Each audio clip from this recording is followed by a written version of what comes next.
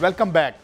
بٹی صاحب، یہ کیا وجہ ہے کہ ہمیں ہر وقت اپنی مرضی کا جو ہے وہ جج صاحب بھی اپنی مرضی کے چاہیے ہوتے ہیں، حالانکہ سارے جج ہمارے خیال میں بڑے آبجیکٹیو اور بڑے ماشاءاللہ آنیسٹ ہوتے ہیں، اور دوسری طرف ہمیں اپنی مرضی کا بینچ چاہیے ہوتا ہے، پھر ہمیں اپنی مرضی کا مینڈیٹ بھی چاہیے ہوتا ہے۔ ہم اپنی مرضی کا کیا کریں؟ یہ مرضی ہمیں کس مقام پہ لے آئی ہے بٹی صاحب، اور کس کھائی کے کنارے لے آئی ہے؟ کیا کہیں گے آپ؟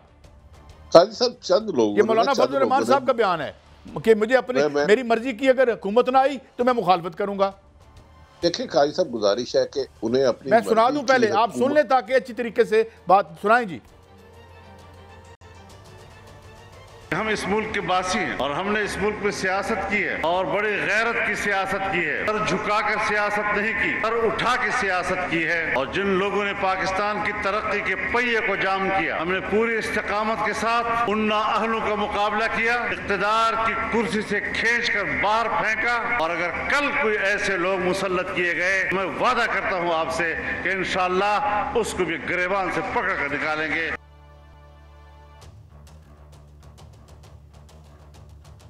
جی بٹی صاحب، مسلط کیے گئے کیا مطلب؟ دیکھیں مولانا فضل الرحمان صاحب عالم دین ہیں، انہیں ایسی گفتگو سے اجتناب کرنا چاہیے۔ انہیں خود ان کے عوام کے حلقے نے ریجیکٹ کر دیا ہے، ووٹ نہیں دیا۔ ان کی مرضی کی حکومت تو تب آئے گی نا کہ وہ پورے ملک میں اپنے کینڈیڈیٹ کھڑے کریں گے اور ان کو عوام ووٹ دے صاف شفاف الیکشن کے ذریعے۔ یہ یاد رکھ لیں، قبضہ گروپوں والا سوچ چھوڑ دیں۔ یہ کوئی جاگیر نہیں ہے، پاکستان 23 کروڑ عوام کا ہے، قائد اعظم نے ملک بنایا ہے، اس میں ایک آئین ہے، قانون ہے جس پر عمل درآمد نہیں ہوتا، لیکن خواہشات کے تابع ہو کر حکومت کسی کو نہیں دی جا سکتی۔ مولانا صاحب بچے بھی نہیں ہیں کہ ان کی خواہش پر یہ کھلونا پکڑا دیا جائے اور جب ان کا دل کرے اس کھلونے کو توڑ دیں۔ تو یہ ملک کے آئین کو روندنے کی روایات ختم ہونی چاہیے، اور یہ تب ہی ختم ہوگی جب رول آف لا ہوگا، طاقتور اور کمزور کے لیے قانون ہوگا۔ ہر وہ شخص جو قانون توڑے گا اس کے خلاف قانون حرکت میں آئے گا اور اس کو سزا ملے گی۔ جب تک جزا اور سزا کا نظام رائج نہیں کریں گے، اس طرح کی خواہشات، اس طرح کی مسلط حکمران آپ پر مسلط کیے جاتے رہے ہوں گے۔ شہزاد بٹ صاحب نے اب پینٹ کوٹ پہن کے، ٹائی پہن کے یا بغیر ٹائی کے آج بیٹھے ہیں، تو اگر کوئی گن پوائنٹ پہ آتا ہے اسٹوڈیو میں اور انہیں کہتا ہے اٹھے اور میں نے بیٹھنا ہے، تو اس کا بیٹھنا جائز نہیں ہو سکتا۔ وہ چاہے جتنی مرضی اچھی بات کرے، تو مولانا صاحب کو کہیں پہلے الیکشن تو صاف کرا لیں۔ آپ نے تو ہمیشہ کشمیر کمیٹی کے نام پر ہی اقتدار لیا ہے، خدا کے واسطے اس 22 کروڑ عوام 23 کروڑ کو فٹ بال بنانا چھوڑ دے۔ اب تو آئین کی طرف آ جائیں۔ آپ نے معاشی تباہی لے آئے، آپ سیاسی عدم استحکام لے آئے، آپ سفارتی سطح پر پاکستان کو تنہا کر چکے ہیں، دہشت گردگی پھر سر اٹھا رہی ہے۔ صرف اس انتقام اور تکبر کی روش نے اس ملک کو تباہ کیا ہے۔ اب میں اسٹیبلشمنٹ سے نہایت ادب احترام سے گزارش کرتا ہوں، نہایت احترام سے، کہ ملک میں انصاف کی فراہمی کو یقینی بنائیں۔ سیاستدان اپنے انتقام لے رہے ہیں اور اداروں کو بدنام کرا رہے ہیں، تو ان کو روکنا ہوگا، اس روایات کو روکنا ہوگا۔ اب پاکستان مزید ان حالات کا متحمل نہیں ہو سکتا۔ یہ جو اگر آپ اجازت دیں تو میں ایک فکرہ صرف یہ کہنا چاہتا ہوں، یہ جو اپنی مرضی کی حکومتیں، ہاں جی کہیں بولیں۔ قاضی صاحب، یہ جو شارٹ آپ نے سنوایا ہے نا، اس میں وہ مثال ہے کہنا بیٹی کو، سنانا بہو کو۔ وہ جو اگلے انتخابات کی بات کر رہے ہیں نا، الیکشن کی بات کر رہے ہیں نا، وہ نہیں کر رہے۔ وہ جو مجھے سمجھ آ رہی ہے نا، وہ اس نگران سیٹ اپ کی بات کر رہے ہیں، کیونکہ اب مولانا فضل الرحمان کو سمجھ آ گیا ہے کہ یہ جو نگران سیٹ اپ ہے یہ لمبا جال رہا ہے۔ وہ یہ کہہ رہے ہیں کہ وہ ناجائز حکومت ہم پر مسلط کی گئی تو ہم اٹھا کر باہر پھینک دیں گے۔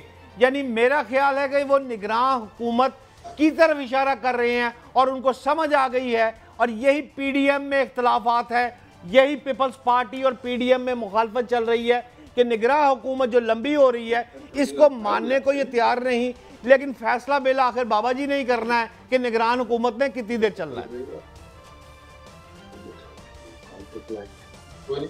اچھا بٹی صاحب، یہ بڑی اچھی بات کی بٹ صاحب نے، کہ لیکن یہ کہ یعنی ایک تو وہ یہ کہہ رہے ہیں کہ مولانا فضل الرحمان کی حکومت کو ہم پر یقیناً مسلط نہیں کیا گیا، وہ جمہوریت کے ذریعے اصولوں کے تحت وہ تو آئی ہے، تو آئندہ اگر ایسا کوئی سیٹ اپ کیا جائے پھر تو یعنی وہ اسے قابل قبول نہیں ہوگا. مطلب ان کے آج کل تو ان کے فرزند جو ہیں وہ قلمدان بھی ہے وزارت کا، تو اگر آئندہ وہ وزارت میں آ جائیں تو وہ حکومت تو قابل قبول ہوگی یا نہیں، یا کوئی اور بھی ہماری ڈیمانڈز ہیں؟ بھٹی صاحب دیکھیے قاضی صاحب، پاکستان میں اس وقت رول آف لا نہیں ہے، غیر آئینی اقدامات ہو رہے ہیں، انہیں اس روش کو چھوڑنا ہوگا. مولانا فضل الرحمان صاحب سے چاہیے کہ سب سے پہلے اپنے جو سمدھی ہیں گورنر کے پی کے ان سے ریزائن لے.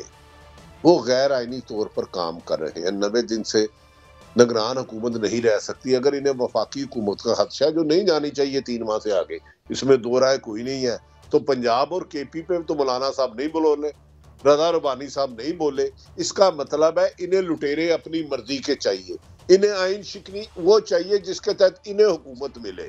یہ عوام کی رائے اس کو مانتے ہیں جس کا ووٹ چوری کر کے آپ انہیں گورنر بنا دیں، وزیر اعظم بنا دیں، کشمیر کمیٹی کا چیئرمین بنا دیں.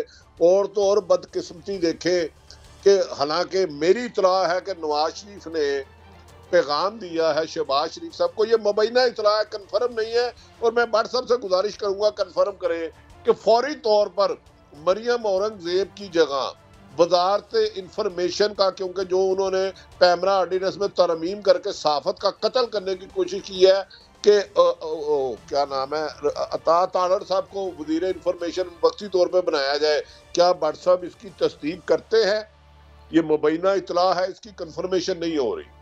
دیکھیں عارف صاحب، جو آپ بات کر رہے ہیں، جس طرح صحافت کے اوپر قدغن لگائی گئی ہے، سورس پوچھا گیا ہے، اور سورس کبھی زندگی میں کسی جرنلسٹ نے بتایا ہی نہیں. یہ تو ہائی کورٹ نہیں پوچھتی، سپریم کورٹ نہیں پوچھتی، تو پیمرا جو ہے وہ اتھارٹی ہے، اس کا یہ کام ہی نہیں ہے.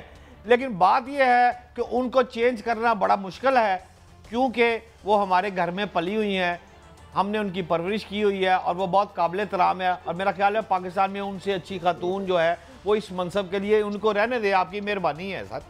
نہیں میں نے سنا ہے کہ عطا تارڑ صاحب کو یہ ذمہ داری دی جا رہی ہے کیونکہ اس کی وجہ سے صحافیوں کے اوپر بہت زیادہ دباؤ ڈالا جا رہا ہے، کسی کو نوکریوں سے نکلوایا جا رہا ہے. تو کیونکہ جو منسٹر انفارمیشن ہے ہمیشہ گورنمنٹ اور جرنلسٹ کے صحافیوں کے درمیان برج ہوتا ہے، وہ توڑتا نہیں ہے، جوڑتا ہے. تو کیا آپ کے خیال میں یہ ممکن ایک بریک ہے کہ بٹی صاحب؟ میں یہ سوال بریک کے بعد بٹ صاحب آپ کی طرف لاؤں گا، اور یہ جو بچی کے حوالے سے لاہور میں واقعہ ہوا ہے اس پہ بھی چاہوں گا کہ آپ چونکہ خبروں میں پہ بھی نگاہ رکھتے ہیں، تو یہ دونوں معاملات کیا ہیں. ایک بریک کے بعد.